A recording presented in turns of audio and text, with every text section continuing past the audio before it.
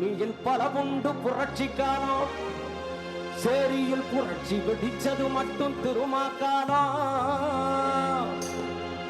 நம்ம அங்கனூர் தமிழச்சி புதல்வன் காலம். நம்ம அங்கனூர் தமிழச்சி புதல்வன் காலம். தமிழர்களின் தமிழ்நாட்டின் உலக தமிழர்களின் நாளை முதல்வன் கையா கட்டி நாம வாழ பொத்தி குடிச்சு என்னதெல்லாம் தம்பி அந்த காலம் பேசி வருகிறேன்.